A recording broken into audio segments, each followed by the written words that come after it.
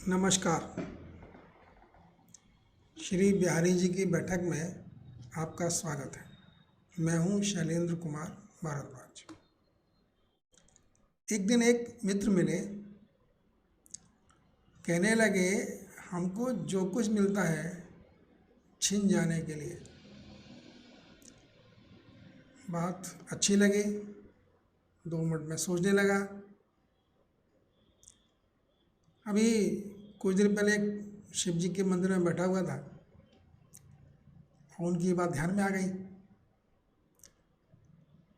मुझे लगा नहीं, ये स्टेटमेंट ठीक नहीं है।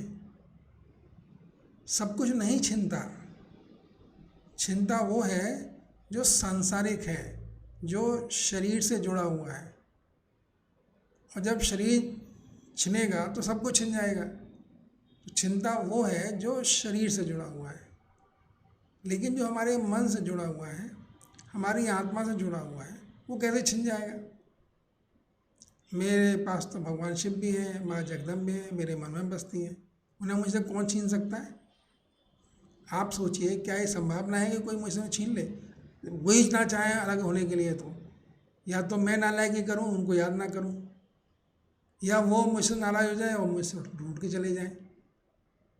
अदरवाइज जो मेरे मन में बसता है, जो मेरे अंतःकरण में बसता है, उसको कौन छीन सकता है भाई। कोई नहीं छीन सकता। और अगर अंतःकरण में, मेरे अंतःकरण में भगवान शिव और माँ जगदम्बा बस जाए, तो फिर उनके छीनने का क्या सवाल है भाई। तो मैं उनकी इस बात से एग्री नहीं करता और मैं उसको खारिज कर देता हूँ।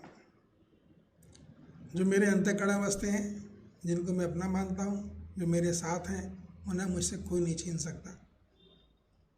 छीनता हुआ है जो शरीर से जुड़ा हुआ है, जो संसारिक है। चलिए, एक बात ख़त्म हो गई। अभी एक और मित्र मिले, कहने लगे भाई मुझे ना उपदेश चाहिए और ना ज्ञान चाहिए। मुझे जो उपदेश देते रहते हैं, ये करो वो करो, या जो ज्ञान देते रहते हैं, वो मुझे बिल्कुल पसंद नहीं। मैंने कहा बिल्कुल मुझे भी पसंद नहीं है। उपदेश भला किसको पसंद आता है। ज्ञान भी अक्सर लोगों के सिर से निकल जाता है, ऊपर ऊपर से निकल जाता है। मुझे ये बात भी समझ में आ गई। मैंने कहा यार तुम बात तो ठीक कर रहे हो। फिर मैंने पूछा तुम्हें चाहिए क्या भाई।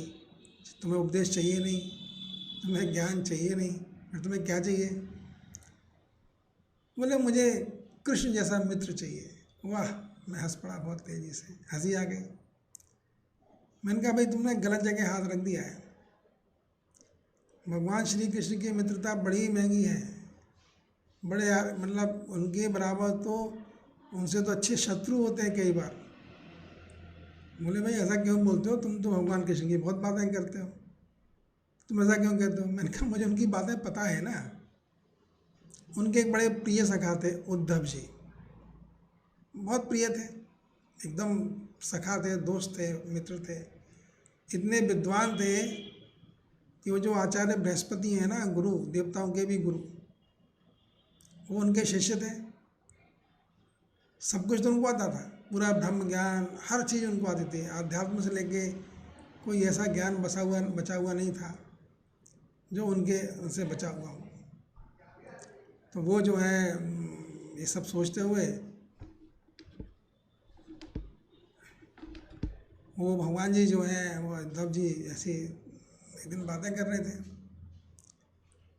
तो भगवान श्री कृष्ण को गोल की यात्राएं कुछ संस्मरण सुना रहे थे कि वहाँ गोपियाँ हैं, इस तरह वो इतना प्यार करती हैं उनको, इतनी अच्छी हैं, प्रेम में मग्न रहती हैं।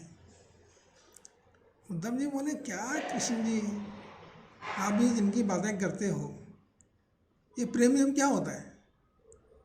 अरे उनको ज्ञान तुमने नहीं दिया, तुम्हारी इतनी मित्रता थी उनसे, तुमने कोई ज्ञान दे के नहीं आए। जो प्रेम में मतवाली हो रही हैं, व्याकुल हो रही हैं, कृष्ण कृष्ण पुकारती रहती हैं, तुम उनको मतलब तुम बहुत अच्छे मित्र नहीं हो। भगवान श्री कृष्ण मुस्करा दिए, क्या कहते हैं।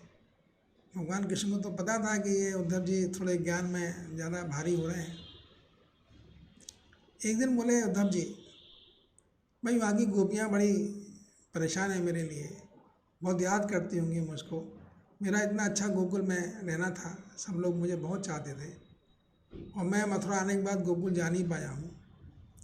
तुम कृपा करके गोकुल चले जाओ और जो ज्ञान है तुम्हारे पास, उस ज्ञान को तुम कुछ गोपियों को समझाओ। उद्धव जी बोले, अरे इसमें क्या मुश्किल है? बोले, हाँ हाँ, तभी तो मैं भेज रहा हूँ तुमको, तुम तो बहुत ही ज्ञानी आदमी हो, तुम अपने ज्ञान से उनका जो अज्ञान है, प्रेम रूपी अज्ञान है, उसको छीन लो। उद्धव जी बोले, बिल्कुल मैं चला जाता हूँ। उद्धव जी पहुँच जाते हैं गोकुल में, नंद बाबा से मिलते हैं। नंद बाबा को पता उनके बड़े दोस्त हैं, माता यशोदा से मिलते हैं, खूब बढ़िया बढ़िया भोजन पकवान ग्रहण करते हैं, बैठ जाते हैं आराम से, खाना पीना खा खू के नहा धो के फारिग हो गए। अब वो कुछ मालने जो थी गोपियाँ थीं, उनको लगा कि अरे भगवान कृष्ण के सखा आए हैं उद्धव जी, उनसे उनके हालचाल ले आए। एक एक करके, दो दो करके जितनी गोपियाँ थीं ब्रज की, वो सब आसपास सिमट गई उद्धव जी के, और उद्धव जी से पूछने लगी कि भैया तुम मेरे माखन चोर का, मेरे कृष्ण का हाल बताओ, उनकी कुछ चर्चा करो, वो कैसे हैं, हमें याद करते हैं कि नहीं करते। और गोपियाँ ऐसे कहती जाती थीं और उनकी आँखों के से आंसू टपकते जाते थे, वो प्रेमवश भाव विभोर हो रही थी। और उद्धव जी के लिए प्रेम शब्द निरर्थक था, अज्ञान का द्योतक था। उद्धव जी उनको बड़े गौर से देखने लगे। बोले, देखो तुम लोग क्या करते हो, ये सब इतनी अनित्य आत्मा है, कृष्ण कोई तुमसे अलग थोड़े ना हुआ है। कृष्ण तो यहाँ भी तुम्हारे साथ थे, वहाँ भी तुम्हारे साथ थे। कृष्ण तो आत्मा स्वरूप हैं, आत्मस्वरूप हैं, वो तुम्हारे अंदर बसते हैं। तुम इतना परेशान क्यों होती हो, कृष्ण के लिए इतनी व्याकुल क्यों होती हो? और उद्धव जी ने अपना जितना ज्ञान था वो सब उनको देना शुरू कर दिया। वो भी कहते हैं, जी महाराज जी हमें ज्ञान में ना समझाइए, ये हमारे अंदर नहीं उतरता है, आप जो कुछ कह रहे हो ये सब बाहर है। अब गोपियाँ ऐसे कहती हैं और उद्धव जी फिर कोई नया उदाहरण लेके आते, कोई नया तरीका लेके आते समझाने के लिए गोपियों को। और इस तरह से काफ़ी देर तक एक दिन गुजर गया चर्चा करते करते। उद्धव जी गोपियों को एक पल के लिए भी ब्रह्म ज्ञान का उपदेश नहीं दे पाए। गोपियाँ उन्हें किसी बात को 10-15 मिनट सुनती और फिर एक क्वेश्चन दाग देती, अरे तुम कृष्ण जी के बारे में बताओ यार, तुम्हें छोड़ो इसको, वो कैसे हैं, क्या खाते हैं। उद्धव जी निराश हो जाते, 2-4 मिनट चुप हो जाते। बोले, मैं 1 घंटे से बक रहा हूँ इनके सामने, इतना बड़ा ज्ञान का उपदेश दे रहा हूँ, मैं ब्रह्मज्ञानी महाज्ञानी उद्धव, और ये मेरी बात 2 मिनट में झाड़ देती हैं कानों से, सुनती नहीं। अल्टीमेटली 3 दिन गुजर गए, तब वो फिर राधा जी भी आ गई। तो सब गोपियाँ उनको जंगलों में एक दिन ऐसे ही उन्होंने कहा, उस जगह चलो जहाँ कृष्ण लीला करते थे। उद्धव जी को लगा, हाँ बड़ी अच्छी बात है, वहीं चलते हैं, यहाँ तो घर के परकोटे में बैठ के अच्छा ही लगता। उद्धव जी भी गोपियों के साथ जो वन था गोकुल का या जब वृंदावन का, जब भगवान जी रहते थे, लीलाएँ करते थे, विचरण करते थे, वहाँ चले गए। और वहाँ पहुँच के गोपियाँ बिल्कुल मतवाली हो गई, एक एक पेड़ से लिपट जाती। बोले, ओहो पेड़, तुमने मेरे कृष्ण को देखा है, तुम यहाँ कृष्णा के बैठा करते थे, उनकी आत्मा यहाँ पर बसती है, वो यहाँ रहते हैं। और हर गोपी बिल्कुल मतवाली हो गई, प्रेम में एकदम, जिसे कहते हैं वाह विहल हो जाना, परेशान हो जाना, रोने लगना, आंखों से टप टप आंसू गिरने लगे। और उद्धव जी सिर पकड़ के बैठ गए। उनको लगा मेरा ज्ञान तो यहाँ कोई काम ही नहीं कर रहा है, इनके प्रेम के आगे मेरा ज्ञान क्या बोले। गोपियाँ बोली, महाराज ये तुम्हारे ज्ञान रसहीन है, शब्द हैं, इन शब्दों के चक्कर में हमें क्यों उलझाते हो, आप ही उलझे रहो, हमको तो अपने माखन चोर के प्रेम में मग्न रहने दो। हमको जो आनंद उस प्रेम में आ रहा है, माखन चोर की याद में आ रहा है, वो तुम्हारे इन शब्दों में नहीं आ रहा है। शब्द कहाँ जाएंगे, हृदय तो इन शब्दों को एक्सेप्ट ही नहीं कर रहा है। मेरे हृदय में तो भगवान कृष्ण बसते हैं, वहाँ पे तुम्हारे शब्द निरर्थक लग रहे हैं, कोई मतलब ही नहीं है, काला अक्षर भैंस बराबर, क्या बोले चले जा रहे हो। उद्धव जी ने अपने ज्ञान के जितने उनके पास तीर थे, एक एक करके सब तीर चला डाले।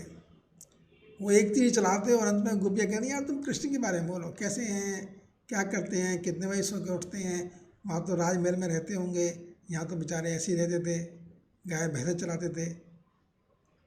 अब उद्धव जी बार बार उनको अपने ज्ञान में ले जाना चाहें और गोपियाँ बार बार ला के उनको भगवान कृष्ण की यादों में समेट दें। अंत में उद्धव जी परेशान हो गए। उनके मन में भी धीरे धीरे करके जो ज्ञान का अहंकार था वो ख़त्म सा होने लगा। उनको याद आ गई कृष्ण की लीला कि मुझे यहाँ भेजा है ना, इसलिए भेजा है कि मुझे बड़ा ज्ञान का अहंकार है ना, उन्होंने मुझे यहाँ पे भेज दिया है सिखाने के लिए कि देखो तुम कितने पागल हो, क्या रखा है ज्ञान में। अरे ज्ञान में क्या रस है भाई, क्यों ज्ञानी बने रहते हो। ज्ञानी तो किसी कमरे में बैठा हुआ, किसी लैब में बैठा हुआ अपनी बैठा रहता है चुपचाप, कौन पूछता है उसको। अरे भैया तुम मन की बातें करो, तुम भावों की बात करो, दुनिया भावों से चलती है। अरे क्रूर जी जो थे, वो उद्धव जी बेचारे वो बहुत हो गए, तो उन्होंने कहा देखो उद्धव जी, 2.5 अक्षर प्रेम का पढ़े सो पंडित होए। तुम्हारा ये ज्ञान व्यान हमारी समझ में नहीं आने वाला है। तुम जिस दिन प्रेम का 1-2.5 अक्षर भी सीख जाओगे ना, समझ जाओगे, तो फिर तुमको ये सब ज्ञान बेकार लगेगा, निरर्थक लगेगा। बाद में कहते हैं कथा में कि उद्धव जी भी का जब ज्ञान का अहंकार चूर हो गया, जब उन्होंने गोपियों को प्रेम के रस में इतना आनंदित होते देखा, नृत्य करते देखा, आँखी आंसू से प्यार के आंसू बहते देखे, उद्धव जी भी कहते हैं कि बिल्कुल बेसुध हो गए, वो भी पगला गए। उनके अहंकार, जो ज्ञान का अहंकार था वो ख़त्म हो गया। और ज्ञान का अहंकार ख़त्म होते ही हमारे मन में प्रेम की बंशी बजने लग जाती है। अरे भगवान श्री कृष्ण को बेवकूफ़ थोड़ी ना था जो बंशी बजाते थे या गायें चलाते थे या माखन चोरी करते थे। उनको पता है कि ज्ञान व्यान में कुछ नहीं रखा भाई। अरे मुस्कराओ, खिलखिलाओ, खेलो, जियो, सभी तो पशु पक्षी सभी तो आनंदित होना चाहते हैं ना, और आनंद तो प्रेम में ही मिलता है। अभी अपने किसी पेट को बोलो कितना प्यार से आपके पास खड़ा हो जाएगा, आप तो ऊपर उसके ऊपर हाथ फेरो तो कितना अच्छा उसको लगेगा। तो एक लाइन दोहा है उनका। फिर जब वो उद्धव जी का ज्ञान नष्ट हो गया तो मैंने अपने मित्र साहब कहा भाई वो तो ऐसे मित्र हैं, देखो इतने परम परम सिखाते उद्धव जी, उनका भी अहंकार चूर कर दिया। अहंकार में खुश तो रहता है ना आदमी, भले ही कुछ हो, लेकिन अहंकार में आदमी जिंदा तो बहुत अच्छा रहता है ना। आओ आया बहुत ज्ञानी हूँ। और मैंने कहा प्रेम की बात करते हो, तो उनकी बड़ी प्रेमिका थी मीराबाई, बड़ी प्रेम करती थी। और एक भजन उन्होंने गाया है कि जो मैं ऐसा जानती, प्रीत किए दुख होए, नगर ढिढोरा पीटती, प्रीत ना करियो कोई। तो भैया भगवान कृष्ण की तो माया ऐसी है, वो ज्ञानी का अहंकार नहीं रहने देते, प्रेमी का भी प्रेम में परेशान करते रहते हैं। तो भैया प्रेम भगवान कृष्ण की मित्रता से दूर दूर तक बचो। इस मित्रता में कोई फ़ायदा नहीं है। वो जो किसी ने गोपी ने कहा कि वो टेढ़ी टांग वाला है ना, मुरलीधर जैसे बोलते हैं बंशी वाला, ये बहुत दुष्ट है। कोई ऐसा नहीं जिसको इन्होंने ठगा नहीं होगा। और देखो जी बात उनकी नहीं है, बात तो ये सब खेल तो माया के हैं ना। और भगवान कृष्ण मायापति हैं, वो अपने मित्र से, अपने सखा से, जो उनका संगा है, साथी है, जो उनको प्यार करता है, उसको माया के बंधनों से मुक्त कर देना चाहते हैं। वो उसको अपने जैसा बनाना चाहते हैं, मस्त, फक्कड़, कुछ ना करने वाला और परम बलशाली। ये भगवान कृष्ण की महिमा है। सुनिए, आनंदित होइए, प्रसन्न होइए। फिर मिलते हैं। जय श्री कृष्ण, जय श्री कृष्ण।